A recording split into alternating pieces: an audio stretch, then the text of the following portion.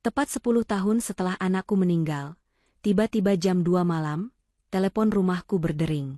Suara seorang remaja laki-laki berkata, "Ibu, tolong aku. Aku tidak tahu di mana." Nafasku berhenti. Aku kenal suara itu. Aku syok ternyata itu. Sebelum ceritanya dimulai, silakan tulis di kolom komentar dari daerah mana saja teman-teman yang menonton cerita ini. Jangan lupa like dan subscribe agar channel ini bisa semakin berkembang dan bisa mempersembahkan cerita yang lebih menarik lagi. 10 tahun adalah waktu yang lama. Bagi sebagian orang, waktu menyembuhkan luka. Tapi bagi Farida, waktu hanya mengawetkan rasa sakitnya. 10 tahun lalu, dunianya runtuh. Ryan, putra satu-satunya, buah hatinya yang baru berusia 5 tahun, meninggal dunia. Dokter bilang infeksi paru-paru akut. Semuanya terjadi begitu cepat. Dalam 3 hari, tawa ceria itu hilang, digantikan keheningan panjang di rumah besar mereka. Sejak saat itu, Farida menjalani hidup seperti bayangan. Dia tetap seorang wanita berhijab yang taat, sholatnya tidak pernah putus.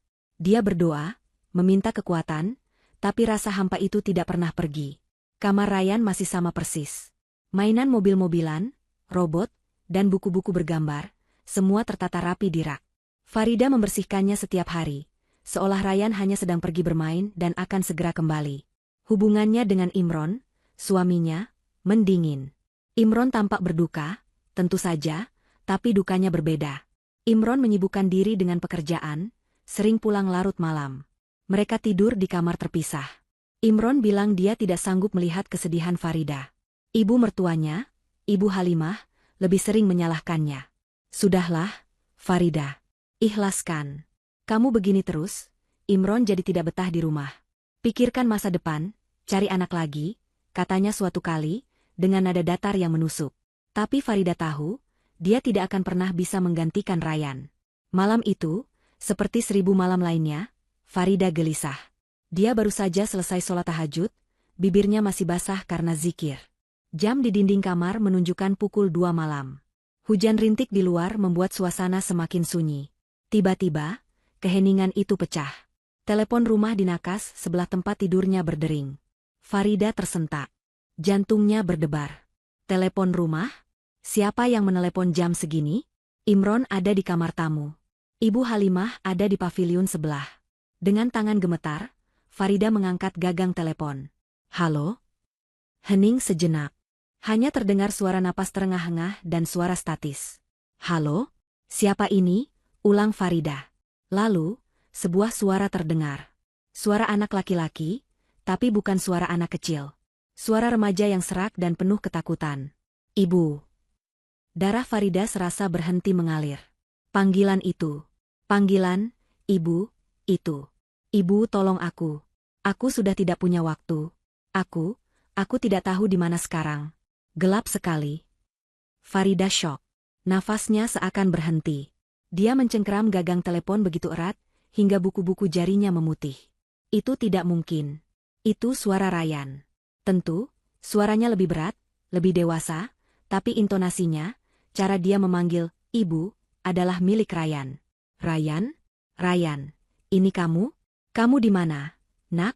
teriak Farida, histeris. "Ibu, mereka bilang ibu sudah." "Mereka?" Suara itu terputus oleh batuk hebat. Lalu sambungan terputus. Klik. Hening. Farida membeku. Gagang telepon masih menempel di telinganya. Dia tidak bergerak selama beberapa detik. Ini mimpi. Ini pasti mimpi buruk. Halusinasi karena kesedihan yang terlalu dalam. Dia menatap foto Ryan di meja. Foto bocah 5 tahun yang tersenyum riang. Anak itu sudah 10 tahun di dalam tanah. "Tidak mungkin," bisiknya. Dia meletakkan gagang telepon. Tangannya gemetar hebat. Dia menangis tanpa suara. Ini terlalu kejam. Siapa yang tega melakukan prank sekejam ini? Saat itulah, ponselnya yang tergeletak di samping bantal bergetar. Sebuah pesan teks masuk. Dari nomor yang tidak dikenal. Farida membukanya dengan pandangan kabur karena air mata. Isinya hanya satu kalimat pendek. "Mereka membohongimu. Kuburan itu kosong." Farida membaca pesan itu lagi. Dan lagi. Telepon dari suara Ryan. Pesan tentang kuburan yang kosong. Dua hal gila yang terjadi bersamaan. Ini bukan kebetulan. Ini bukan prank. Ketakutan yang berbeda, yang lebih dingin dari kesedihan, mulai menjalar di punggungnya. Sebuah harapan yang mengerikan dan terlarang mulai tumbuh di hatinya yang sudah lama mati. Mungkinkah? Mungkinkah putranya masih hidup? Harapan dan ketakutan berperang di dalam diri Farida. Dia duduk terpaku di tempat tidur selama hampir 1 jam. Pikirannya berlari liar. Jika kuburan itu kosong, berarti Ryan tidak pernah meninggal. Jika Ryan tidak meninggal, siapa yang dia kubur 10 tahun lalu? Dan siapa? Mereka, yang disebut di pesan itu? Farida melirik ke pintu kamar tamu. Imron. Suaminya. Apakah dia tahu sesuatu? Hatinya berbisik jangan. Sesuatu dalam dirinya, insting seorang ibu, menyuruhnya untuk tidak melibatkan Imron. Belum. Didorong oleh kekuatan yang tidak dia mengerti, Farida bangkit. Dia mengambil kunci mobilnya. Dia menyambar hijab bergo panjang yang tergantung di balik pintu, memakainya dengan tergesa-gesa. Dia tidak peduli lagi. Dia harus tahu. Dia harus melihatnya sendiri. Pukul 3 pagi, Farida mengendarai mobilnya menembus sisa hujan. Jalanan sepi. Dia melaju menuju pemakaman umum di pinggir kota. Tempat Ryan dimakamkan. Jantungnya berdebar begitu kencang seolah ingin melompat keluar dari dadanya. Dia tiba di pemakaman. Gerbangnya terkunci. Tapi Farida tahu ada jalan kecil di belakang yang biasa dipakai penjaga. Dia memarkir mobilnya agak jauh, lalu berjalan kaki. Udara malam yang dingin menusuk kain bajunya, tapi dia tidak merasakannya. Dia melompati pagar rendah yang rusak dan masuk ke area pemakaman yang gelap.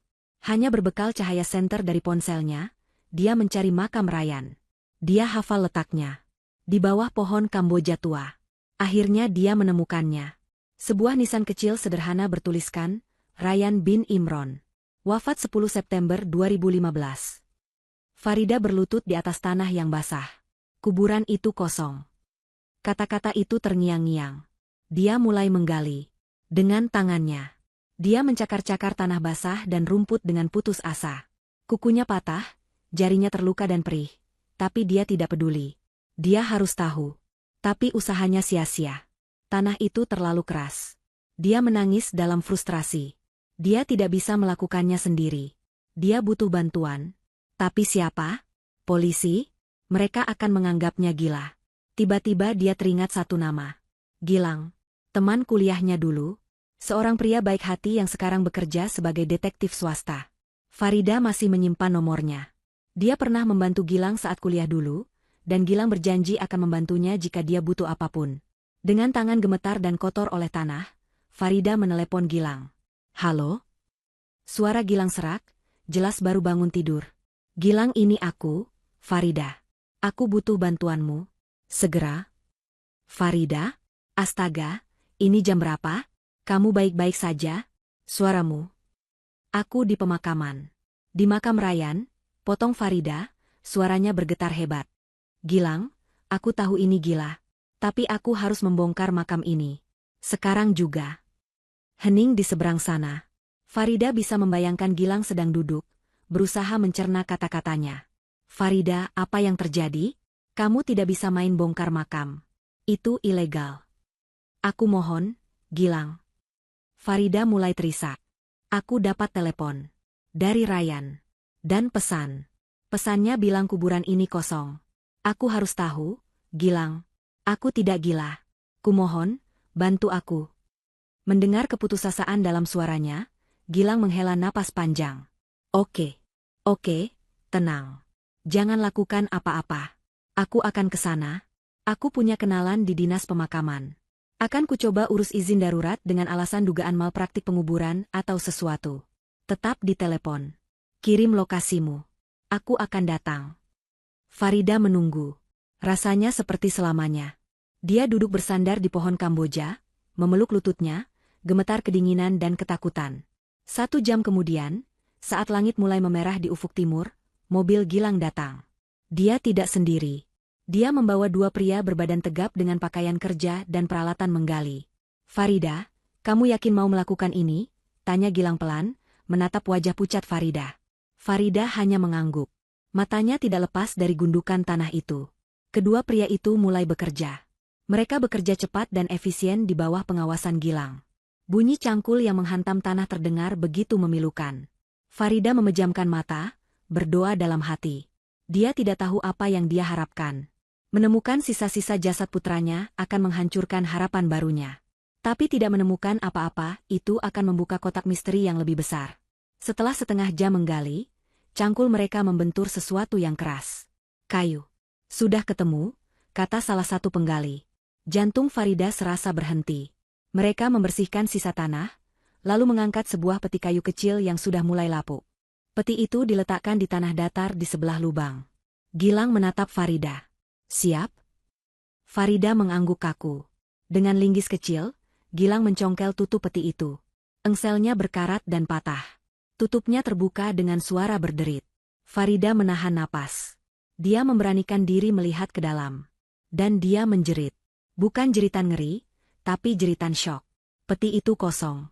Tidak ada kerangka anak kecil. Tidak ada tulang belulang. Yang ada di dalamnya hanyalah tumpukan pemberat besi yang sudah berkarat, sebuah bantal lapuk, dan sebuah boneka robot mainan. Boneka yang sama persis dengan yang dia masukkan ke peti mati Ryan 10 tahun lalu. Ya Allah, kosong. Bisik Farida, tubuhnya luruh ke tanah. Air matanya tumpah. Dia tidak tahu harus merasa lega atau ngeri. Pesan itu benar. Kuburan itu kosong. Ryannya tidak ada di sana. Gilang, sang detektif, segera bertindak. Dia memeriksa isi peti itu dengan lebih teliti. Dia mengangkat boneka robot yang sudah kusam itu. Saat itulah dia merasakan ada sesuatu yang keras terselip di balik kain boneka itu. Dia menariknya keluar. Benda itu berkilau samar di cahaya pagi yang redup. Sebuah kancing manset. Kancing manset emas yang mewah, berbentuk kotak. Farida, panggil Gilang, suaranya serius. Kamu kenal ini? Farida mendongak. Dia melihat benda di tangan Gilang. Matanya membelalak. Dia sangat mengenali benda itu. Kancing manset emas. Dengan ukiran huruf I yang sangat khas di tengahnya. Itu. Bisik Farida, napasnya tercekat. Itu punya Imron. Perjalanan pulang dari pemakaman terasa seperti mimpi buruk yang panjang. Farida duduk kaku di kursi penumpang mobil Gilang, menggenggam erat kancing manset emas itu hingga logam dinginnya menusuk telapak tangannya. Pikirannya kosong, namun di saat yang sama, penuh sesak. Imron. Suaminya. Pria yang seharusnya berbagi duka dengannya. Pria yang menangis di pemakaman itu. Pria yang memasukkan kancing mansetnya ke dalam peti mati kosong itu. Farida, suara Gilang memecah keheningan. Aku tahu ini berat.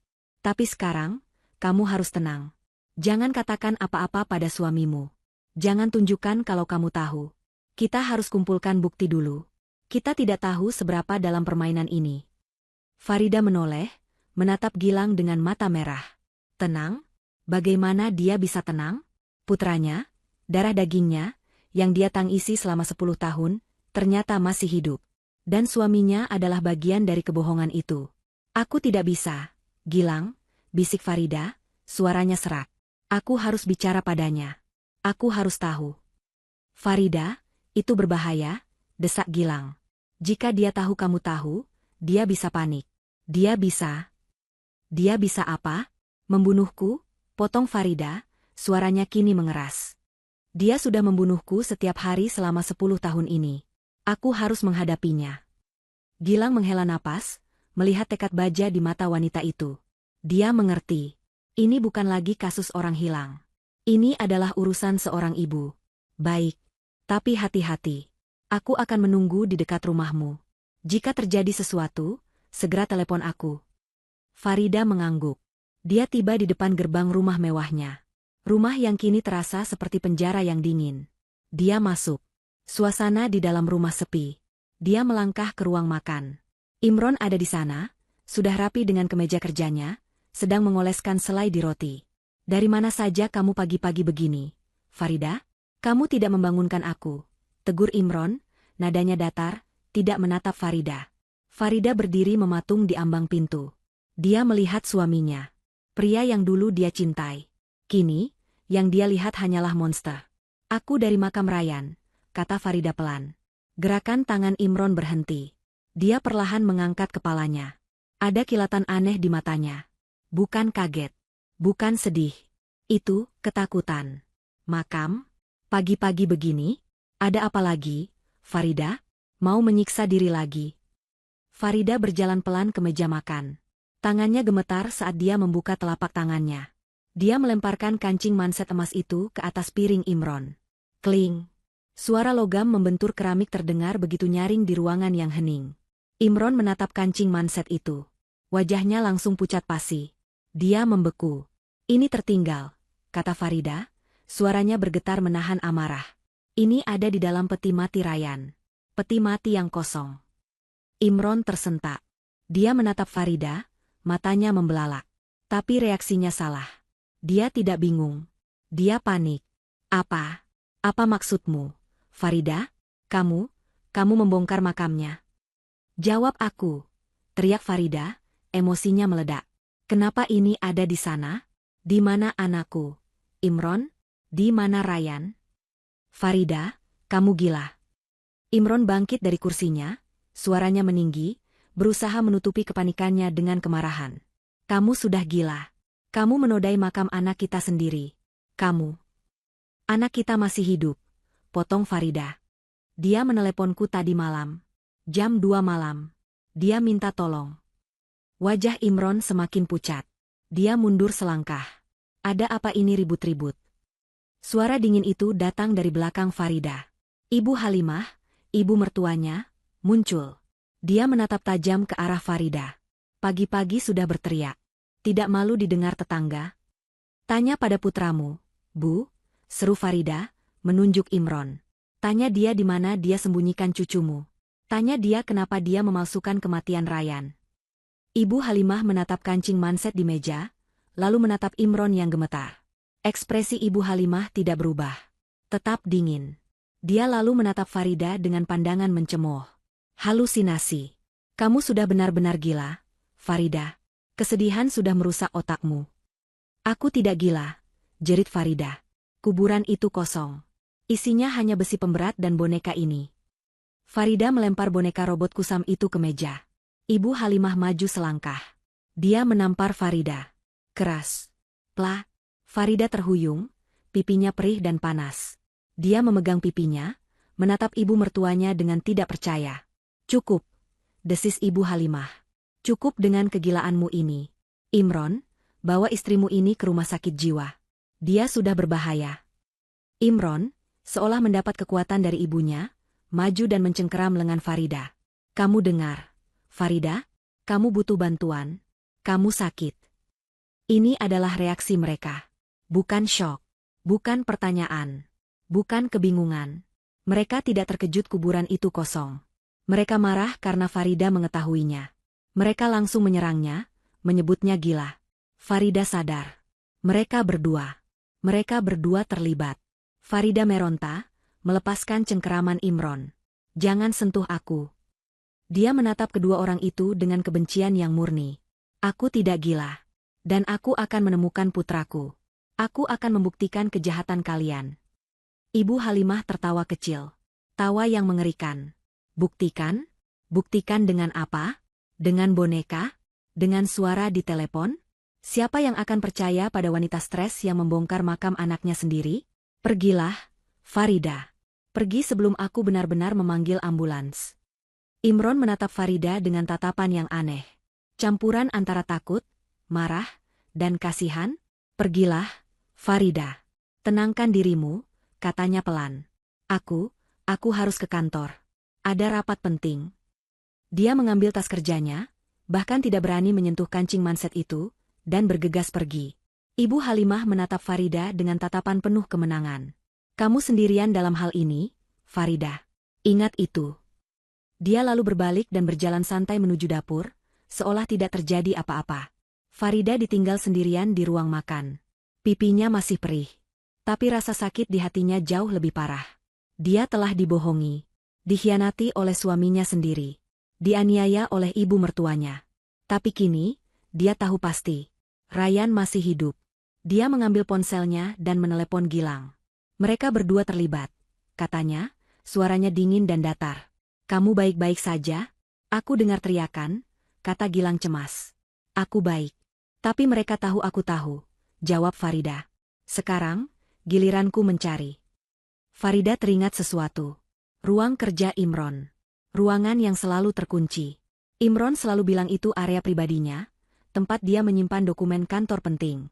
Bahkan Farida tidak boleh masuk. Farida berjalan ke ruang kerja itu. Pintunya terkunci, seperti biasa. Dia ingat, dulu sekali Imron pernah bilang dia menyembunyikan kunci cadangan di tempat yang terlalu jelas. Farida melihat ke atas kusen pintu. Tangannya meraba-raba. Dan dia menemukannya. Sebuah kunci kecil yang ditempel di sana. Dengan tangan gemetar, dia membuka pintu. Ruangan itu rapi. Terlalu rapi. Hanya ada meja, kursi, dan lemari buku. Farida mulai menggeledah. Laci meja terkunci. Dia membukanya paksa dengan pembuka surat. Isinya hanya alat tulis. Dia melihat ke lemari buku.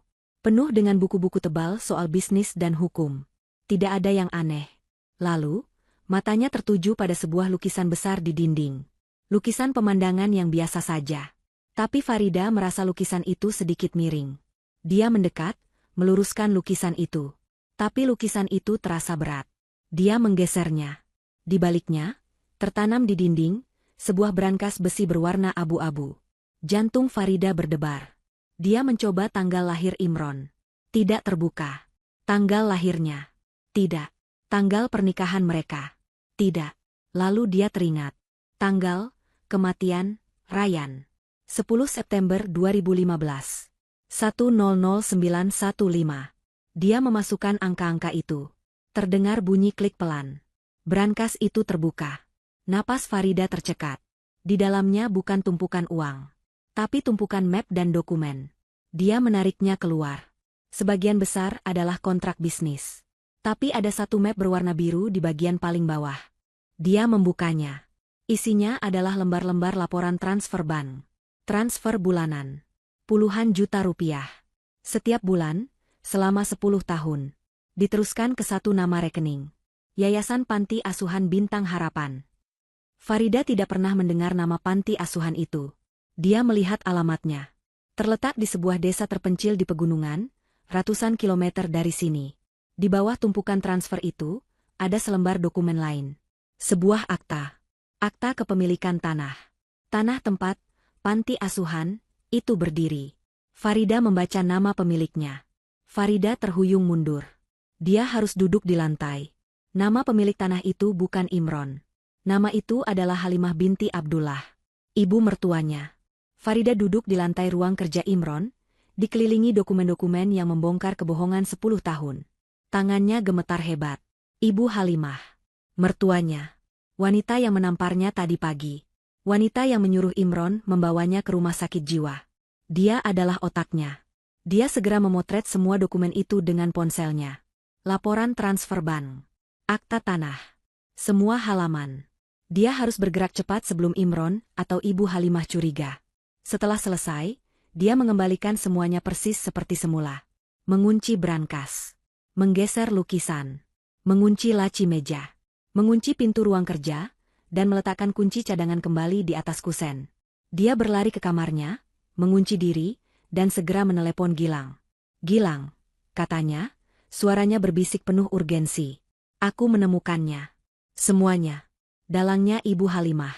Dia memiliki tanah atas nama Panti Asuhan Bintang Harapan di pegunungan. Imron mentransfer puluhan juta ke sana setiap bulan selama 10 tahun. Ryan pasti ada di sana. Ada keheningan sejenak di seberang sana. Gilang sedang mencerna informasi itu. Bagus, Farida. Kerja bagus, kata Gilang, suaranya serius. Kirimkan aku semua fotonya. Alamatnya. Semuanya. Aku akan segera memeriksanya. Tapi kamu harus tetap berpura-pura. Berpura-pura apa? Tanya Farida. Berpura-pura hancur. Berpura-pura gila, seperti yang mereka inginkan, jelas Gilang. Mereka pikir mereka sudah memenangkan pertarungan pagi ini. Mereka pikir kamu hanya wanita histeris tanpa bukti. Biarkan mereka percaya itu. Itu akan memberi kita waktu. Farida menarik napas dalam-dalam. Gilang benar. Dia harus menelan rasa sakit dan amarahnya. Dia harus memakai topeng. Baik. Aku mengerti. Satu hal lagi, Farida, kata Gilang. Motifnya. Kenapa? Kenapa mereka melakukan ini? Uang transfer bulanan itu besar, tapi sepertinya tidak sebanding dengan risiko memalsukan kematian. Pasti ada sesuatu yang lebih besar. Pertanyaan itu menghantam Farida. Uang. Tentu saja ini soal uang. Tapi uang apa? Hidup mereka sudah mewah. Imron sukses dalam pekerjaannya. Tiba-tiba Farida teringat sesuatu. Ayahnya. Almarhum ayahnya adalah seorang konglomerat yang sangat kaya. Ayahnya tidak pernah menyukai Imron. Beliau selalu menganggap Imron hanya mengincar harta Farida. Ayahnya meninggal 2 tahun sebelum Ryan wafat. Warisan ayahku, bisik Farida. Apa? Tanya Gilang. Warisan ayahku. Pasti ada hubungannya dengan itu. Aku harus memeriksanya. Aku akan pergi ke Pak Hermawan, notaris keluarga kami. Hati-hati, Farida. Jangan sampai Imron atau Halimah tahu. Akan kucari alasan, kata Farida. Dia merapikan hijabnya, menghapus sisa air mata. Wajahnya kini mengeras. Tidak ada lagi kesedihan. Yang ada hanya tekad. Farida keluar kamar. Dia bertemu Ibu Halimah di ruang tengah, yang sedang menonton televisi dengan santai. Mau kemana lagi kamu? Sindir Ibu Halimah. Saya mau ke pengajian, Bu, jawab Farida. Suaranya dibuat lemah dan putus asa. Saya perlu menenangkan diri. Mungkin ibu benar. Saya terlalu stres. Ibu Halimah tersenyum puas. Dia mengira sudah berhasil mematahkan semangat menantunya. Bagus. Pergilah berdoa. Minta ampun karena sudah menuduh suami dan mertuamu sendiri. Farida menahan amarahnya. Dia hanya mengangguk kecil dan pergi. Dia melaju ke kantor notaris Hermawan, seorang pria tua bijaksana yang sudah mengabdi pada keluarganya selama puluhan tahun. Pak Hermawan menyambutnya dengan hangat. Mbak Farida, ada apa? Tumben sekali, sapanya ramah. Maaf mengganggu, Pak Hermawan, kata Farida, berusaha setenang mungkin. Saya perlu melihat kembali salinan surat wasiat almarhum ayah saya. Ada beberapa hal yang ingin saya pastikan. Pak Hermawan mengerutkan kening, sedikit terkejut, tapi tidak bertanya lebih jauh. Dia menyuruh stafnya mengambil arsip tebal itu. Mereka duduk di ruangan pribadi. Pak Hermawan membuka dokumen itu. Ini adalah pembagian aset untuk Mbak Farida dan saudara-saudara. Semua sudah beres. Jelasnya. Bukan itu, Pak, kata Farida. Saya ingat, ayah pernah membuat dana perwalian khusus. Untuk Ryan. Mata Pak Hermawan melebar sedikit. Ah, benar. Dana perwalian khusus. Untuk cucu laki-laki pertama. Aset utamanya, seluruh kepemilikan di perusahaan induk. Jantung Farida berdebar. Dia ingat sekarang. Ayahnya sangat menyayangi Ryan. Apa isi klausulnya, Pak? Pak Hermawan membaca dokumen itu dengan teliti. Tertulis di sini bahwa seluruh aset dalam dana perwalian itu akan dikelola oleh wali yang ditunjuk dan baru bisa dicairkan atau dimiliki secara penuh oleh ahli waris, yaitu Tuan Muda Ryan, saat dia mencapai usia 21 tahun. Siapa wali yang ditunjuk? Tanya Farida. Anda, Mbak Farida. Sebagai ibunya. Farida mengangguk. Itu wajar. Lalu, apakah ada klausul lain? Bagaimana jika ahli waris meninggal dunia? Pak Hermawan terdiam sejenak. Dia membalik beberapa halaman. Matanya menyipit. Ya, ini dia. Klausul yang sangat spesifik. Dia berdeham. Tertulis, apabila ahli waris, Ryan bin Imron, meninggal dunia sebelum mencapai usia 21 tahun, maka seluruh aset dalam dana perwalian ini akan dialihkan kepemilikannya secara penuh dan sah kepada. Pak Hermawan berhenti, menatap Farida dengan ragu. Kepada siapa, Pak? Desak Farida. Kepada wali sekundernya. Dan wali sekundernya adalah? Pak Hermawan menelan ludah. Suami Anda, Tuan Imron. Dunia Farida seakan berputar. Semuanya jelas sekarang. Triliunan rupiah. Itulah motifnya. Imron dan Ibu Halimah tidak hanya menginginkan uang bulanan. Mereka menginginkan semuanya. Dengan meninggalnya Ryan, Imron berhak atas seluruh warisan raksasa itu. Ya Tuhan, bisik Farida. Tapi tunggu. Ada yang aneh. Jika Ryan mati, membuat Imron kaya, kenapa Ryan dijaga tetap hidup? Kenapa Imron harus repot-repot mentransfer uang ke Ibu Halimah untuk merawat Ryan di tempat tersembunyi?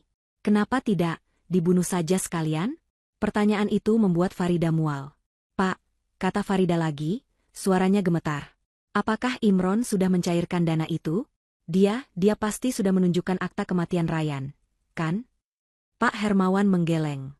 Justru itu yang aneh, Mbak Farida. Saya memeriksa status dana perwalian ini setiap tahun. Dana ini masih utuh. Tuan Imron tidak pernah datang kepada kami untuk mengklaimnya.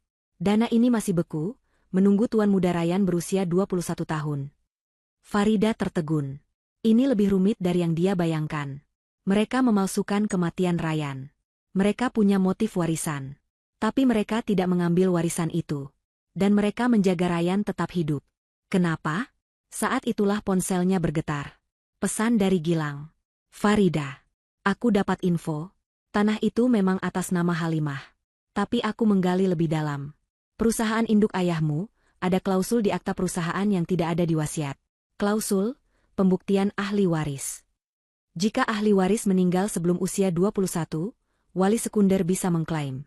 Tapi, Dewan Direksi, yang masih loyal pada ayahmu, punya hak untuk menuntut pembuktian yang tidak dapat disangkal. Mungkin mereka curiga. Farida membaca pesan itu, dan tiba-tiba, potongan teka-teki terakhir jatuh ke tempatnya. Dia mengerti sekarang. Rencana Ibu Halimah jauh lebih licik. Ibu Halimah dan Imron tidak bisa mengklaim warisan itu.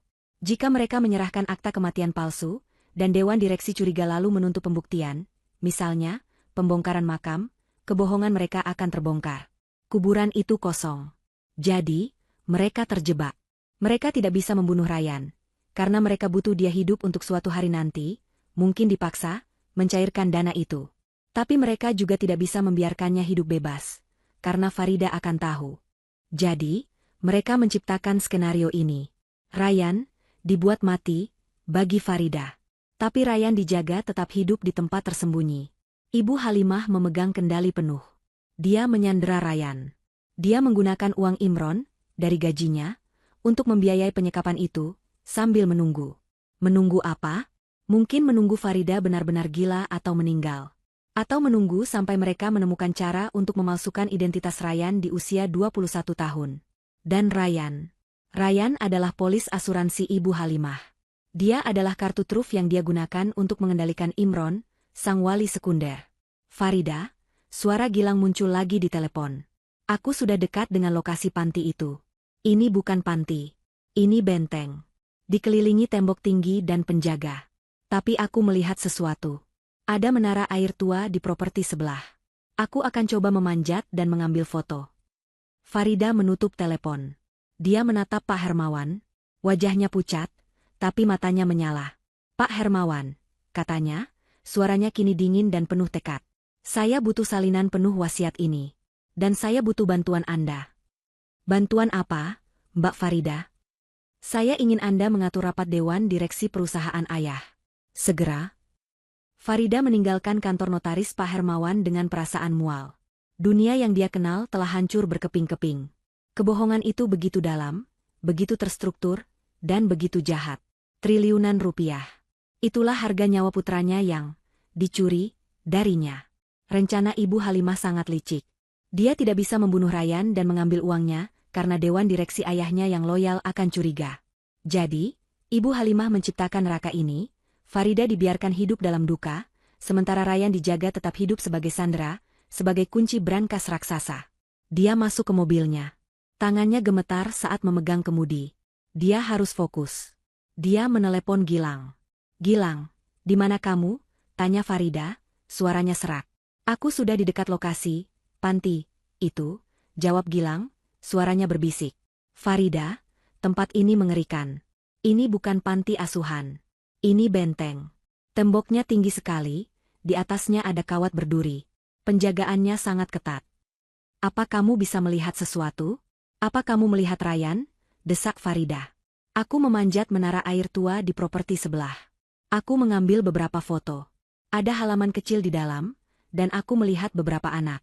Tapi, ada satu anak laki-laki yang lebih tua. Remaja. Dia selalu diawasi satu penjaga khusus. Tidak boleh berbaur. Dia duduk sendirian di bawah pohon. Aku tidak bisa melihat wajahnya dengan jelas. Terlalu jauh. Tapi posturnya. Jantung Farida berdebar. Itu pasti dia. Gilang, kita harus. Tunggu, potong Gilang. Aku harus turun. Ada penjaga yang berpatroli. Aku akan kirim fotonya. Tetap waspada, Farida. Mereka bukan amatir. Gilang menutup telepon. Farida menatap layar ponselnya, menunggu foto itu. Tapi sebelum foto itu masuk, ponselnya berdering lagi. Nomor baru. Nomor tidak dikenal. Hening. Jantungnya serasa berhenti berdetak. Ini pasti. Dia mengangkatnya. Halo? Ibu. Itu dia. Suara Ryan. Kali ini lebih jelas, tapi berbisik penuh kepanikan. Ryan? Ya Allah. Nak, kamu di mana? Kamu baik-baik saja? Ibu akan menjemputmu. Farida menangis, berusaha menahan suaranya agar tidak berteriak. Ibu, aku takut, bisik Ryan. Aku mencuri ponsel penjaga. Dia sedang tidur. Ibu, mereka tahu. Mereka tahu aku menelepon ibu tempo hari. Mereka siapa? Nak, siapa yang bersamamu? Nenek Halimah. Dia datang tadi. Dia marah besar. Dia menamparku, suara Ryan bergetar menahan tangis. Dia bilang aku merusak segalanya. Ibu, apa benar ibu masih hidup? Mereka bilang ibu sudah meninggal dalam kecelakaan. Hati Farida hancur. Ibu masih hidup, sayang. Ibu sehat. Ibu tidak pernah berhenti mencarimu. Nenekmu, dia bohong. Dia jahat. Aku tahu, kata Ryan. Ibu, Nenek Halimah baru saja pergi. Dia bilang aku akan dipindahkan. Malam ini, aku takut, Ibu. Mereka akan membawaku ke tempat yang lebih jauh. Dipindahkan kemana? Ryan? Coba ingat, apa kamu dengar nama tempat? Apa saja? Desak Farida. Aku tidak tahu nama tempat ini. Mereka hanya menyebutnya, fasilitas. Tapi tadi aku dengar nenek bicara di telepon dengan ayah. Dia menyebut nama, Villa Kencana. Ya, itu. Villa Kencana. Dia bilang, siapkan villa itu. Darah Farida serasa membeku. Villa Kencana. Villa tua milik almarhum ayahnya. Villa besar di puncak bukit yang sudah lama kosong dan konon berhantu. Ryan, kamu yakin? Villa Kencana? Iya, Ibu. Aku yakin. Ibu. Tiba-tiba terdengar suara bantingan pintu dari seberang sana. Suara langkah kaki berat. Dia bangun. Penjaganya bangun. Seru Ryan panik. Ryan, sembunyi. Aku tidak bisa. Dia melihatku. Terdengar suara rebutan. Lepaskan aku. Ibu, tolong. Mereka mau ke Villa Kencana. Villa nama kakek. Lalu terdengar suara pukulan, jeritan tertahan, dan sambungan telepon terputus. Ryan. Farida berteriak panik ke ponsel yang sudah mati. Villa Kencana. Villa nama kakek. Farida langsung mengerti. Villa itu memang dinamai ayahnya. Itu adalah tempatnya. Mereka akan memindahkan Ryan ke sana malam ini. Dia segera menelepon Gilang kembali. Gilang. Ryan menelepon lagi. Mereka memindahkannya malam ini. Ke Villa Kencana. Itu villa keluargaku di utara. Tenang, Farida. Tenang, kata Gilang. Ini bisa jadi jebakan. Ibu Halimah tahu kamu tahu. Dia menamparmu pagi ini. Dia pasti sadar kamu tidak akan diam saja. Dia mungkin sengaja membiarkan Ryan menelepon, agar kamu mendengar nama villa itu. Tapi kita tidak punya pilihan lain. Seru Farida. Kita harus ke sana. Bagaimana jika? Farida sedang mengemudi dengan panik. Dia mengambil jalan pintas yang melewati kompleks perumahannya sendiri. Saat dia berbelok di tikungan dekat rumahnya, matanya menangkap sesuatu. Dua mobil keluar dari gerbang rumahnya bersamaan. Mobil Imron. Dan mobil Ibu Halimah. Gilang, kata Farida, suaranya tiba-tiba menjadi dingin dan fokus. Mereka baru saja keluar dari rumah. Imron dan Ibu Halimah. Bersama-sama. Ikuti mereka, kata Gilang tegas. Kemana arah mereka? Farida memperlambat laju mobilnya, memberi jarak aman. Dia melihat kedua mobil itu berbelok di persimpangan utama. Mereka ke arah selatan. Ke arah pelabuhan. Hening sejenak. Villa Kencana ada di utara, kata Farida, menyadari implikasinya. Benar dugaanku, kata Gilang. Villa Kencana adalah pengalihan. Mereka sengaja membiarkan Ryan menyebut nama itu, agar kamu pergi ke sana. Lokasi sebenarnya adalah kemana mereka pergi sekarang. Mereka menjebakku, bisik Farida, rasa dingin menjalar di punggungnya. Dengar, Farida. Kita harus berpencar, kata Gilang cepat. Aku akan tetap ke Villa Kencana. Aku harus memastikan. Mungkin mereka membagi tim. Mungkin ada orang lain di sana. Aku akan periksa. Tidak, Gilang. Itu terlalu berbahaya. Aku tahu apa yang kulakukan. Tapi kamu, Farida, tugasmu lebih penting. Ikuti Imron dan Halimah. Jangan sampai kehilangan jejak mereka. Tapi demi Tuhan, jangan sampai ketahuan. Kirimkan lokasimu terus-menerus padaku. Aku akan menghubungi polisi, meminta mereka bersiaga di kedua lokasi, tapi mereka butuh bukti kuat untuk bergerak. Bukti itu ada padamu, Farida. Temukan Ryan. Rekam semuanya. Baik, kata Farida. Tekadnya mengeras. Dia mematikan lampu depan mobilnya, hanya menyisakan lampu senja, dan mulai membuntuti kedua mobil di depannya. Dia kini menjadi bayangan, menyusuri jalanan malam yang gelap, menuju kemanapun suaminya yang pengkhianat dan ibu mertuanya yang kejam akan membawanya. Sementara Farida membuntuti targetnya, Gilang memacu mobilnya ke arah berlawanan, menuju perbukitan utara. Dia tiba di Villa Kencana 1 jam kemudian. Tempat itu persis seperti yang digambarkan Farida. Sebuah rumah besar peninggalan kolonial yang kuno, berdiri sendirian di puncak bukit, diselimuti kabut tipis. Sunyi. Terlalu sunyi. Gilang adalah seorang profesional. Dia tidak masuk melalui gerbang depan. Dia memarkir mobilnya jauh di jalan setapak, lalu berjalan kaki menembus semak-semak. Dia mengitari perimeter villa. Dia melihat ban mobil baru. Seseorang ada di sini. Dia menemukan sebuah pintu samping di dekat area dapur. Pintu itu sedikit terbuka. Ini adalah jebakan paling klise dalam buku. Gilang tersenyum kecut. Dia mengirim pesan terakhir ke Farida, pasti jebakan. Pintunya terbuka. Aku masuk. Hati-hati di sana. Polisi sedang dalam perjalanan ke lokasimu, tapi mungkin butuh waktu. Dia juga mengaktifkan pelacak darurat untuk tim kepolisian yang sudah dia siagakan. Dia mengeluarkan senter kecil dan senjata pelumpuh yang selalu dibawanya. Dia mendorong pintu itu pelan. Tidak ada suara. Dia masuk. Bagian dalam villa itu gelap gulita dan berbau apek.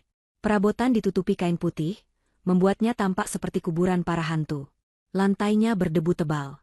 Tapi, Gilang melihat sesuatu. Jejak sepatu. Masih baru. Jejak itu tidak banyak. Hanya satu set, mengarah ke sebuah pintu di ujung lorong. Pintu menuju ruang bawah tanah.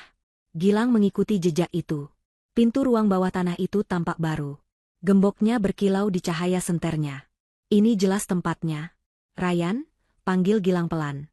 Tidak ada jawaban. Dia tidak punya waktu untuk bermain-main. Dia mengambil alat pembuka kunci daruratnya.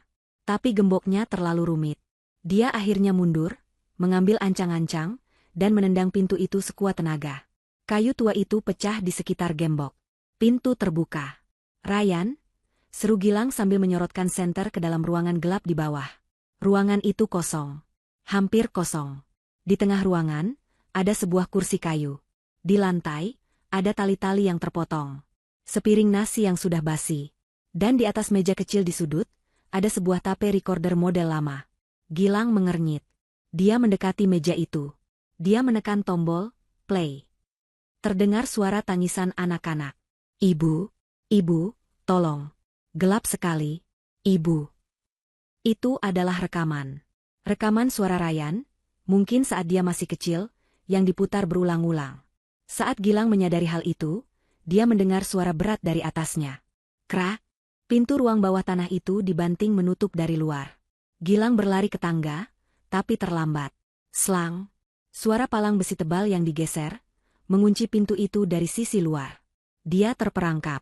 Halo? Siapa di sana? Teriak Gilang sambil menggedor-gedor pintu. Terdengar tawa berat dari atas. Bukan suara Imron. Ini suara orang lain. Selamat menikmati malammu, detektif. Seru suara itu, mengejek. Bos besar bilang, kamu bisa menemani tikus-tikus di sana. Jangan khawatir soal udara. Tempat itu kedap. Gilang mengumpat. Dia memeriksa ponselnya. Tidak ada sinyal. Dinding beton tebal di ruang bawah tanah itu memblokir semuanya. Dia terjebak. Rencana Ibu Halimah berhasil setengah. Dia telah menyingkirkan satu-satunya bantuan Farida. Di sisi lain kota, Farida sama sekali tidak menyadari bahwa Gilang telah terjebak. Dia hanya tahu bahwa balasan pesan darinya tidak terkirim. Dia kini sendirian. Dia terus mengikuti Imron dan Ibu Halimah. Mereka berkendara selama hampir 2 jam, menuju kawasan industri pelabuhan yang terbengkalai. Jalanan di sini rusak parah, penuh lubang, dan tidak ada penerangan sama sekali. Hanya cahaya bulan pucat yang menembus awan. Akhirnya, kedua mobil itu berhenti. Mereka berhenti di depan sebuah gudang tua yang sangat besar dan berkarat. Di atas pintunya yang kusam, ada angka 7 yang dicat besar. Farida mematikan mesin mobilnya jauh di belakang, tersembunyi di balik tumpukan kontainer karatan. Dia melihat Imron dan Ibu Halimah keluar dari mobil mereka. Mereka tampak berdebat sebentar. Ibu Halimah terlihat menunjuk-nunjuk ke arah gudang, marah. Imron hanya mengangguk pasrah. Farida menarik napas dalam-dalam. Dia memeriksa ponselnya. Pesannya untuk Gilang masih gagal terkirim. "Gilang, jawab," bisiknya panik. Tidak ada jawaban. Dia sadar. Gilang pasti dalam masalah. Dia sendirian. Polisi yang dijanjikan Gilang mungkin tidak tahu lokasi persisnya. Dia tidak bisa menunggu. Ibu Halimah berkata mereka akan memindahkan Ryan malam ini. Ini adalah satu-satunya kesempatannya. Dia memakai hijabnya lebih rapat, memastikan pakaiannya yang berwarna gelap tidak menarik perhatian. Dia keluar dari mobil. Seperti bayangan, dia berlari dari satu tumpukan peti kemas ke tumpukan lainnya, mendekati gudang nomor 7. Dia menemukan pintu samping kecil yang terbuat dari logam. Dia mencoba gagangnya. Tidak terkunci. Hatinya berdebar begitu kencang hingga terasa sakit. Dia mendorong pintu itu perlahan. Engselnya berdecit pelan. Dia menyelinap masuk. Di dalam, suasana gelap pekat. Bau oli mesin, karat, dan air laut yang asin menusuk hidungnya. Gudang itu sangat besar, penuh dengan peti-peti kayu raksasa dan mesin-mesin tua yang ditutupi terpal. Lalu dia mendengarnya. Suara-suara. Datang dari sebuah kantor kecil yang dibangun di sudut jauh gudang. Ada cahaya redup yang bocor dari balik tirai jendelanya. Farida menahan napas. Dia bergerak sepelan mungkin, bersembunyi di balik tumpukan kargo, semakin dekat ke kantor itu. Dia harus mendengar. Dia harus tahu. Dia sampai di dinding luar kantor. Tirai jendelanya sedikit terbuka di satu sisi. Dia mengintip.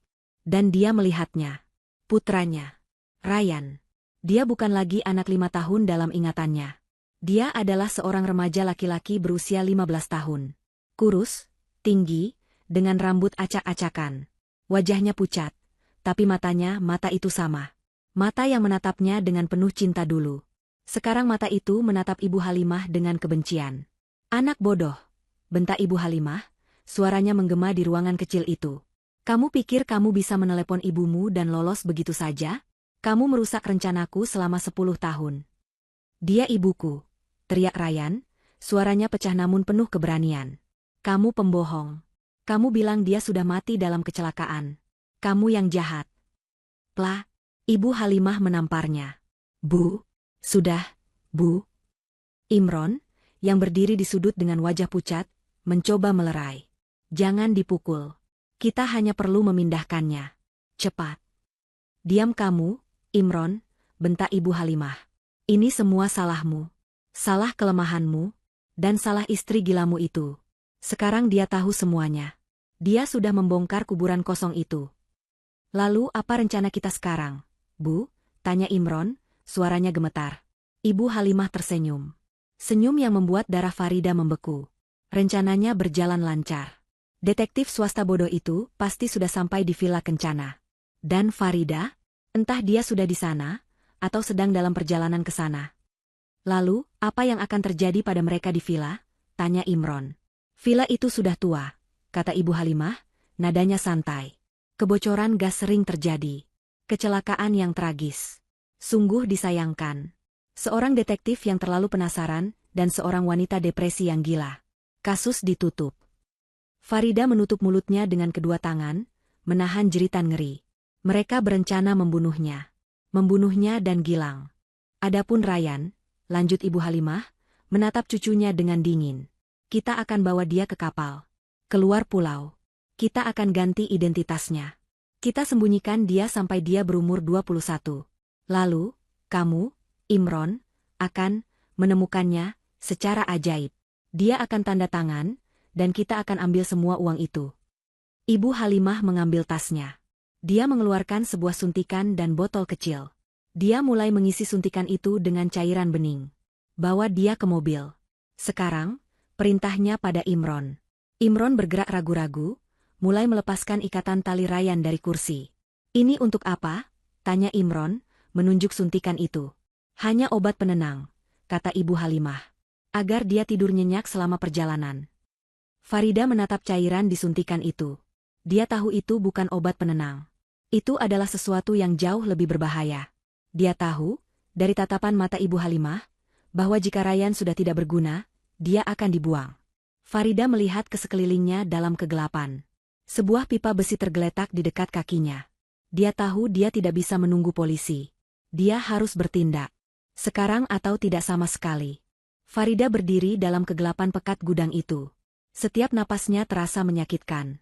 Di balik dinding tipis kantor itu, putranya, yang selama 10 tahun dia kira telah tiada, sedang diancam oleh neneknya sendiri. Rencana pembunuhan Ibu Halimah untuknya dan Gilang bergema di telinganya. Mereka akan dibunuh. Dirancang seperti kecelakaan. Dan Ryan akan dibawa pergi selamanya. Dia tidak bisa menunggu polisi. Dia tidak tahu apakah Gilang berhasil mengirim sinyal. Dia tidak tahu apa-apa, kecuali bahwa di ruangan itu ada anaknya. Mata Farida memindai lantai yang kotor. Sebuah pipa besi kecil tergeletak di antara puing-puing. Dia mengambilnya. Terasa berat dan dingin di tangannya yang gemetar. Dia butuh pengalihan. Dia melihat tumpukan drum minyak kosong di sisi jauh gudang. Dengan sisa tenaga, Farida melempar sebuah baut besar yang dia temukan ke arah drum itu. Klang, klang, tang. Suara logam beradu logam itu memekakan telinga, bergema di seluruh penjuru gudang raksasa yang kosong itu. Di dalam kantor, suara Ibu Halimah langsung berhenti. "Siapa itu?" desisnya. Ryan tersentak. Imron melompat kaget. Mungkin hanya tikus besar, Bu," kata Imron gugup. "Tikus tidak membunyikan drum, bodoh," bentak Ibu Halimah. Dia menatap Imron dengan tajam. "Pergi. Periksa. Pastikan tidak ada penjaga pelabuhan yang iseng. Cepat." "Tapi, Bu." Imron melirik Ryan dan suntikan di tangan ibunya. "Pergi. Atau aku sendiri yang akan mengurusmu nanti," ancam Ibu Halimah. Ketakutan, Imron mengangguk. Dia membuka pintu kantor pelan-pelan dan melangkah keluar ke dalam kegelapan gudang. "Halo? Siapa di sana?" teriaknya ragu-ragu, suaranya ditelan oleh keheningan. Ini adalah kesempatan Farida. Sekarang atau tidak sama sekali. Saat Imron berjalan menjauh ke arah drum, Farida berlari dari tempat persembunyiannya. Dia tidak lagi peduli pada kebisingan. Dia berlari ke pintu kantor yang sedikit terbuka itu. Ibu Halimah sedang berdiri membelakangi pintu, menatap Ryan dengan senyum sinis. "Sekarang, tinggal kita berdua, cucu kesayangan. Waktunya tidur. Jangan sentuh anakku." Suara Farida membelah ruangan. Dia mendobrak pintu hingga terbuka lebar, berdiri di ambang pintu, hijabnya sedikit berantakan karena berlari, matanya menyala-nyala karena amarah, dan pipa besi teracung di tangannya. Ibu Halimah membeku. Dia berbalik perlahan. Wajahnya yang sinis berubah menjadi topeng keterkejutan murni. "Farida?" Ryan, yang duduk di kursi dengan wajah penuh air mata, mengangkat kepalanya. Matanya membelalak. Dia melihat wanita di pintu itu. "Ibu? Ibu." Itu adalah pengakuan yang dia butuhkan. Ryan mengenalinya. "Kamu." Ibu Halimah tergagap sejenak, lalu dia tertawa. Tawa kering yang mengerikan. "Bodoh sekali. Kamu benar-benar bodoh, Farida. Aku meremehkanmu. Kupikir kamu sedang dalam perjalanan ke Villa Kencana. Menunggu ajalmu dalam kebocoran gas yang tragis." "Di mana Gilang?" desis Farida, melangkah masuk ke ruangan. Dia menempatkan dirinya di antara Ibu Halimah dan Ryan. "Oh, detektif kecilmu," cemooh Ibu Halimah, mendapatkan kembali ketenangannya. Dia mengangkat suntikan di tangannya. Dia sedang menikmati ruang bawah tanah di villa. Kedap udara. Mungkin dia bisa bertahan 1 atau 2 jam lagi. "Tapi kamu datang ke sini sendirian. Menyerahkan nyawamu padaku." "Kenapa, Bu?" tanya Farida, suaranya bergetar menahan tangis dan amarah. "Kenapa kau lakukan ini pada kami? Dia cucumu. Darah dagingmu." "Darah daging?" Ibu Halimah tertawa lagi. "Dia bukan darah dagingku. Dia adalah kunci. Kunci untuk triliunan rupiah milik ayahmu yang sombong itu. Ayahmu yang selalu meremehkan putraku, Imron. Ayahmu yang menganggap kami sampah." Wajah Ibu Halimah memerah karena kebencian yang terpendam. Ini adalah pengakuannya. Aku yang merencanakan semuanya. 10 tahun lalu, Imron terlalu lemah. Dia mencintaimu, dia memujamu. Dia tidak punya keberanian. Akulah yang harus bertindak. Farida gemetar. Kamu yang membuatnya sakit? Infeksi paru-paru? Ibu Halimah tersenyum. Itu racun tikus dosis rendah yang kucampurkan di susunya selama seminggu. Cukup untuk membuatnya lemas dan pucat. Lalu, suntikan terakhir di rumah sakit. Aku membayar dokter itu mahal. Dokter yang sekarang sudah pensiun, dengan tenang di dasar laut. Farida terhuyung. Dia merasa mual. Ya Allah, wanita ini adalah iblis. Dan pemakaman itu, lanjut Ibu Halimah, jelas menikmati setiap detik pengakuannya. Aku yang menyuruh Imron memasukkan kancing mansetnya ke peti kosong itu. Tanda pengikat. Agar dia tidak akan pernah bisa menyangkal perannya. Agar dia terikat padaku selamanya dalam kejahatan ini. Dan warisan itu. Bisik Farida. Warisan terkutuk itu. Klausul bodoh dewan direksi ayahmu. Mereka curiga? Mereka butuh pembuktian? Aku tidak bisa membunuh anak ini. Jika aku membunuhnya, dan mereka menuntut pembongkaran makam, semuanya akan terbongkar, jelas Ibu Halimah, mondar-mandir seperti predator. Jadi, aku menciptakan rencana yang lebih baik. Jauh lebih baik. Aku, mematikan, Ryan bagimu. Aku membiarkanmu menangis, hancur, menjadi gila. Sementara aku membesarkannya di fasilitas rahasiaku. Aku memberinya makan. Aku mengatakan padanya ibunya yang jahat sudah mati dalam kecelakaan. Dia adalah sandraku. Polis asuransiku. Aku mengendalikan Imron dengan uang transfer itu, dan aku mengendalikan warisan itu melalui Ryan. Kamu monster, desis Farida. Aku jenius, teriak Ibu Halimah. Rencananya sempurna, sampai anak bodoh ini mencuri telepon dan menghubungimu.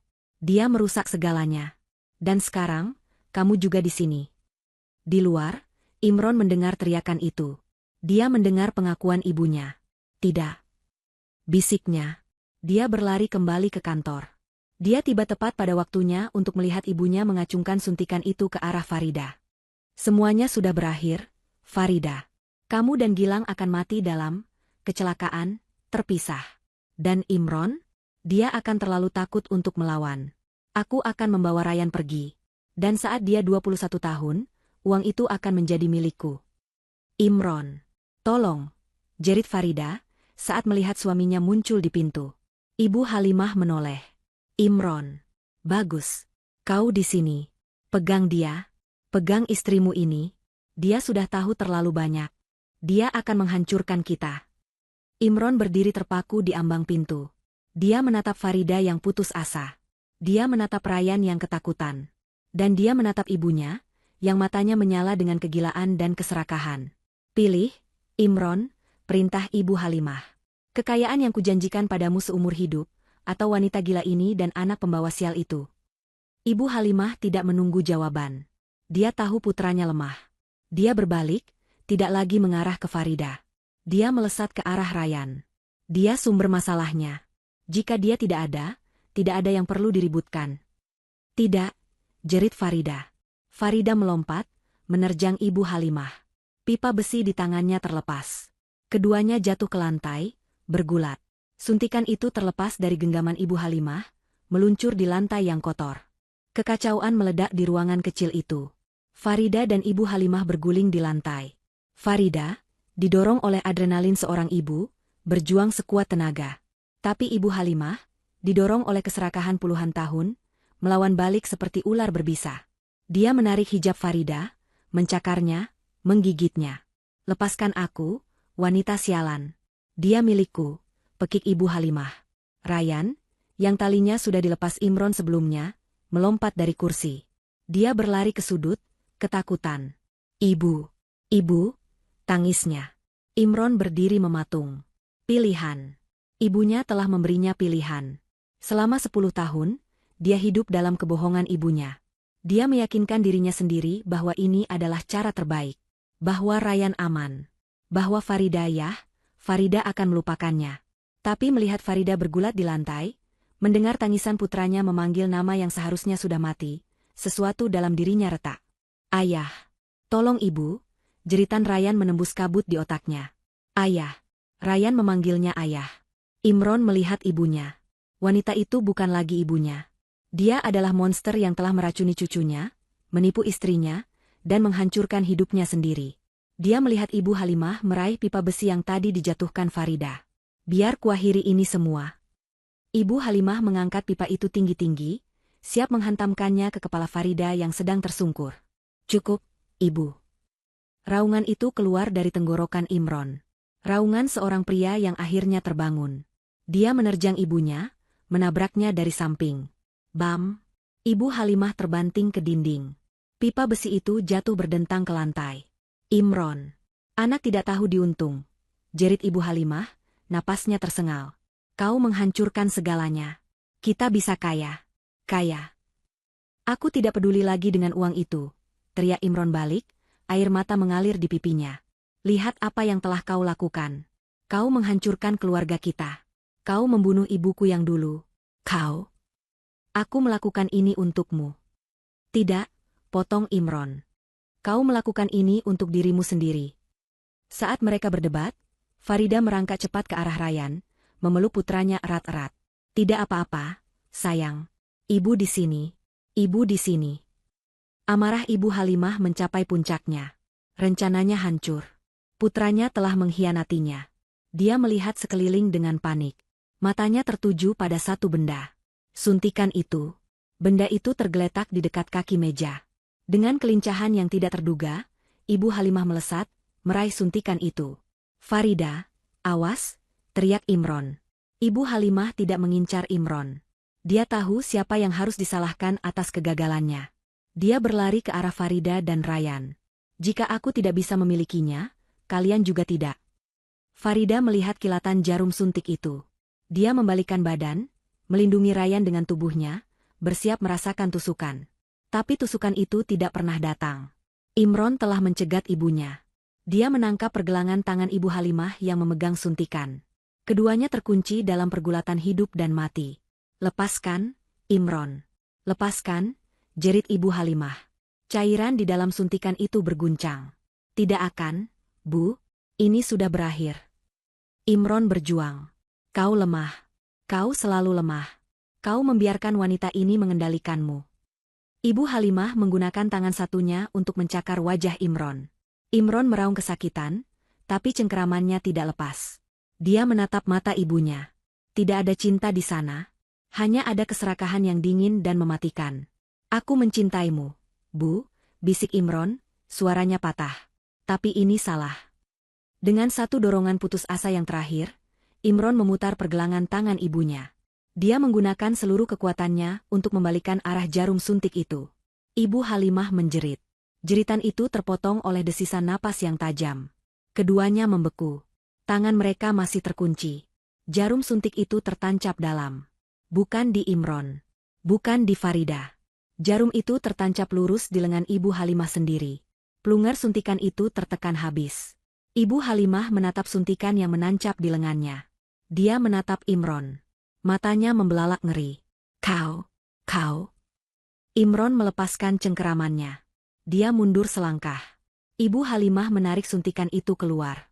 Dia menatapnya, lalu menatap putranya. Dia membuka mulutnya untuk mengatakan sesuatu, tapi yang keluar hanya suara tercekik. Dia mulai gemetar hebat. Tangannya mencengkeram dadanya. Dia terhuyung mundur. Imron, katanya, matanya memohon. Dia menabrak meja, lalu ambruk ke lantai. Tubuhnya kejang-kejang hebat selama beberapa detik, lalu diam. Matanya tetap terbuka lebar, menatap langit-langit gudang yang kotor, membeku dalam ekspresi kaget dan pengkhianatan. Hening. Farida memeluk Ryan, yang menyembunyikan wajahnya di bahu ibunya, gemetar hebat. Imron menatap tubuh ibunya yang tergeletak. Dia baru saja membunuh ibunya. Tidak. Ibunya yang membunuh dirinya sendiri, dengan racun yang dia siapkan untuk orang lain. Lalu, di kejauhan, memecah keheningan malam, terdengar suara. Suara sirine polisi. Banyak sekali. Semakin lama semakin keras. Semakin dekat. Cahaya biru dan merah mulai menembus jendela-jendela kotor gudang, menyapu ruangan kantor yang kacau itu. Imron perlahan mengangkat kepalanya. Dia menatap Farida. Matanya kosong. Tidak ada lagi perjuangan di sana. Hanya ada penerimaan yang hancur. Polisi, bisik Farida. Imron mengangguk. Gilang, dia pasti berhasil. Dia menatap Farida, tatapan terakhir seorang suami pada istrinya. Bawalah Ryan pergi dari sini, Farida. Lewat pintu belakang. Katakan pada polisi semuanya. Semuanya. Imron. Pergi, katanya, lebih tegas. Aku akan menunggu di sini. Aku akan membayar semuanya. Ini semua salahku. Imron berlutut di lantai, di samping tubuh ibunya, dan menundukkan kepalanya, menunggu keadilan datang menjemputnya. Farida menarik Ryan keluar dari kantor kecil itu, memeluknya erat seolah takut dia akan menghilang lagi. Saat itulah pintu gudang utama didobrak.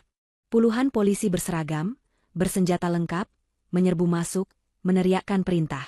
Cahaya senter mereka menyorot ke setiap sudut gelap. Di sana, di kantor, teriak Farida. Polisi langsung mengepung kantor itu. Mereka menemukan Imron yang sedang berlutut pasrah, tangannya terangkat. Mereka juga menemukan Ibu Halimah yang tergeletak tak bergerak di lantai, matanya terbuka menatap kosong. Dia menyuntik dirinya sendiri, kata Imron, suaranya mati. Petugas medis segera masuk. Sementara Imron diborgol, mereka memeriksa Ibu Halimah. Dia masih hidup, seru seorang petugas. Nadinya sangat lemah tapi ada. Siapkan tandu. Keracunan obat dosis tinggi. Seorang polisi senior menghampiri Farida. Ibu Farida, Anda aman. Anak Anda aman? Farida mencengkeram lengan baju polisi itu, napasnya tersengal. Gilang, teman saya, Detektif Gilang. Dia terjebak. Di Villa Kencana. Di ruang bawah tanah. Ibu Halimah bilang tempat itu kedap udara dan ada kebocoran gas. Tolong dia. Polisi itu terkejut. Dia tidak tahu ada lokasi kedua. Dia segera berteriak di radionya, memerintahkan tim terpisah untuk segera meluncur ke Villa Kencana dengan tim penyelamat. Kami akan menemukannya, Bu. Tenang, janjinya. Ryan segera dibawa ke ambulans untuk diperiksa. Farida tidak mau melepaskannya sedetik pun. Dia duduk di samping putranya di belakang ambulans, memegangi tangannya, menelusuri wajah remaja yang asing namun sangat dia kenali itu. Ibu benar-benar ibu, bisik Ryan, seolah masih tidak percaya. Dia menyentuh hijab Farida, lalu menyentuh pipi ibunya. Iya, sayang. Ini ibu, Farida terisak. Air mata yang dia tahan selama 10 tahun akhirnya tumpah ruah. Ini bukan lagi air mata duka, tapi air mata kelegaan yang menyakitkan. Mereka berdua menangis dalam pelukan yang canggung namun sangat erat. 10 tahun telah hilang. Mereka adalah ibu dan anak, namun juga dua orang asing yang harus belajar mengenal kembali. Ada begitu banyak pertanyaan, begitu banyak luka, namun untuk saat itu, yang penting hanyalah mereka bersama. Mereka tiba di rumah sakit. Ryan diperiksa secara menyeluruh. Dia kekurangan gizi, sedikit dehidrasi, dan penuh memar, tapi secara keseluruhan dia sehat. Farida duduk di samping tempat tidurnya, tidak melepaskan genggamannya. 1 jam kemudian, ponsel Farida berdering. Nomor Gilang. Jantungnya serasa copot. Farida? Suara itu serak dan lemah, tapi itu suara Gilang. Gilang? Ya Allah. Kamu selamat, seru Farida, lega luar biasa. Hampir saja, kata Gilang. Timmu datang tepat waktu. Aku sudah hampir pingsan. Bau gasnya kuat sekali. Jebakan itu nyata. Dindingnya tebal, sinyal mati total. Wanita tua itu benar-benar iblis. Dia di rumah sakit ini juga, kata Farida pelan. Bagaimana keadaannya? Aku tidak tahu. Aku akan mencari tahu, kata Farida. Farida meminta seorang perawat menunjukkan di mana Ibu Halimah dirawat. Dia dijaga oleh 2 polisi di luar pintu unit perawatan intensif. Seorang dokter keluar. Anda keluarganya? Tanya dokter itu. Saya menantunya, jawab Farida. Dokter itu menghela napas panjang. Kondisinya sangat kritis. Dia menyuntikkan campuran obat penenang dalam dosis yang sangat tinggi. Itu menyebabkan stroke masif di batang otaknya. Apa dia akan? Dia akan hidup, kata dokter itu. Secara teknis. Tapi, dokter itu ragu sejenak. Batang otaknya rusak parah. Seluruh fungsi motoriknya lumpuh total. Dari kelopak mata sampai ujung kaki. Dia tidak akan pernah bisa bergerak lagi. Dia tidak akan pernah bisa bicara lagi. Farida tertegun. Tapi otaknya, itu bagian terburuknya, kata dokter itu dengan nada prihatin. Fungsi kognitifnya tampaknya utuh. Hasil pemindaian menunjukkan otaknya aktif. Dia bisa melihat. Dia bisa mendengar. Dia bisa berpikir. Dia sadar sepenuhnya. Farida terhuyung mundur. Dia teringat rencana Ibu Halimah yang ingin memenjarakan Gilang di ruang kedap udara. Dia teringat bagaimana Ibu Halimah memenjarakan Ryan selama 10 tahun. Keadilan karma. Ibu Halimah, wanita yang mengendalikan semua orang, yang merampas kebebasan cucunya, kini akan menghabiskan sisa hidupnya sebagai tahanan. Terpenjara di dalam tubuhnya sendiri. Lumpuh total, namun sadar sepenuhnya. Sebuah hukuman yang jauh lebih mengerikan daripada kematian. Di bagian lain rumah sakit, di ruang interogasi darurat, Imron menceritakan semuanya. Tanpa ada yang ditutupi. Dia menangis saat menceritakan bagaimana ibunya pertama kali meracuni Ryan. Bagaimana ibunya mengancolamnya. Bagaimana dia memalsukan akta kematian. Rencana warisan. Penipuan panti asuhan. Semuanya. Dia mengaku bersalah atas perannya dalam penculikan, penipuan, dan konspirasi. Kelemahannya telah menghancurkan segalanya, dan dia siap menerima hukumannya. Ponsel Farida berdering lagi. Kali ini dari Pak Hermawan, sang notaris. Farida. Saya dengar beritanya di televisi. Ya Tuhan. Kamu dan Ryan selamat. Ya, Pak. Kami selamat, kata Farida, suaranya lelah tapi kuat. Rapat Dewan Direksi sudah saya siapkan. Mereka semua terkejut. Mereka siap mendukungmu penuh. Dengan pengakuan Imron dan bukti fisik, panti asuhan, itu, kita bisa membatalkan semua hak wali Imron dan mengamankan warisan Ryan sepenuhnya. Farida menatap Ryan, yang akhirnya tertidur pulas di ranjang rumah sakit, tangan mereka masih bertautan. Perang telah dimenangkan. Tapi pertempuran untuk membangun kembali hidup mereka baru saja dimulai. 1 tahun berlalu. Kehidupan Farida dan Ryan telah berubah total. Rumah mewah yang penuh kenangan pahit itu telah dijual. Mereka kini tinggal di rumah yang lebih kecil namun jauh lebih hangat di dekat pantai. Farida sengaja memilih tempat itu, agar setiap pagi Ryan bisa melihat cakrawala yang luas, simbol kebebasan baru mereka. Belajar menjadi ibu bagi seorang remaja berusia 16 tahun yang telah hilang, selama 10 tahun tidaklah mudah. Ada banyak kecanggungan. Ada banyak malam di mana Ryan terbangun karena mimpi buruk. Ada banyak keheningan di meja makan. Ryan harus belajar tentang dunia luar, tentang teknologi, tentang cara bersosialisasi. Dia menjalani terapi intensif untuk mengatasi trauma psikologis, karena dibohongi bahwa ibunya telah meninggal. Tapi Farida tidak pernah menyerah. Dia belajar memasak makanan kesukaan Ryan yang baru. Dia menemaninya berjalan-jalan di pantai, perlahan-lahan mengisi kekosongan 10 tahun dengan percakapan-percakapan kecil. Hijabnya, yang dulu menjadi saksi bisu dukanya, kini menjadi simbol keteguhan hatinya. Iman jugalah yang membuatnya terus berdoa, dan akhirnya menemukan putranya. Secara hukum, semuanya telah selesai. Pengakuan Imron membuat persidangan berjalan cepat. Dia dinyatakan bersalah atas penculikan, penipuan besar-besaran, dan persekongkolan kejahatan. Namun, tindakannya di saat-saat terakhir, melindungi Farida dan Ryan dari ibunya sendiri, menjadi pertimbangan yang meringankan. Dia tidak dihukum mati, melainkan dijatuhi hukuman penjara seumur hidup. Farida dan Ryan mengunjunginya 1 kali di penjara. Itu adalah pertemuan yang menyakitkan. Imron, kini dengan seragam tahanan, tampak jauh lebih tua. Dia menangis terseduh-seduh di balik kaca pembatas. Dia meminta maaf kepada Farida. Dia meminta maaf kepada Ryan. Ryan tidak mengatakan apa-apa. Dia hanya menatap pria yang adalah ayahnya, namun juga penculiknya. Farida meletakkan tangannya di bahu Ryan. Tidak ada kata maaf yang bisa mengembalikan 10 tahun yang hilang. Tapi melihat kehancuran Imron, Farida tahu pria itu telah menemukan penjaranya sendiri jauh sebelum hakim mengetuk palu. Adapun warisan triliunan rupiah itu, semuanya aman. Dengan kesaksian Pak Hermawan dan dukungan penuh Dewan Direksi, hak perwalian Imron dicabut total.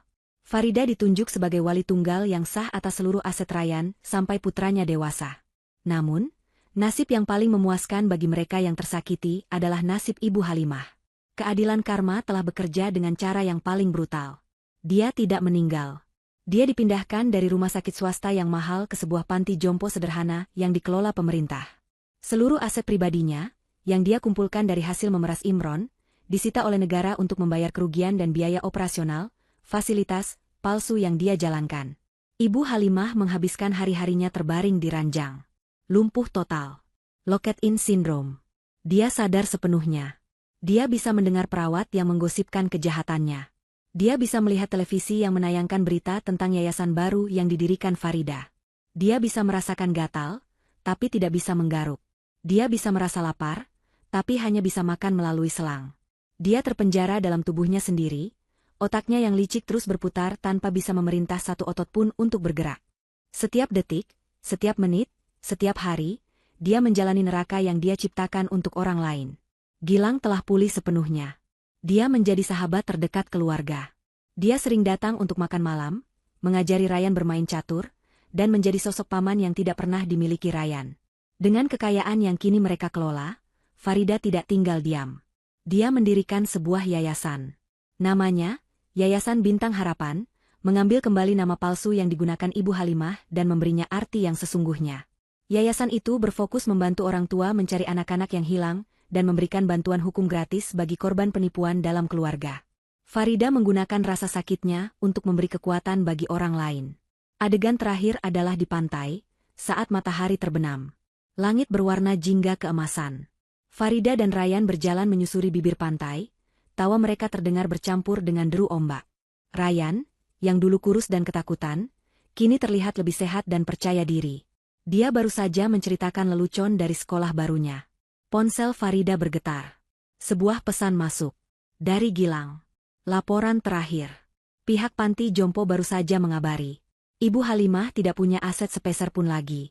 Seluruh biayanya kini ditanggung penuh oleh negara. Dia resmi jadi orang miskin. Selamat menikmati matahari terbenam. Farida membaca pesan itu. Dia tersenyum. Bukan senyum balas dendam, tapi senyum kelegaan. Keadilan telah ditegakkan sepenuhnya.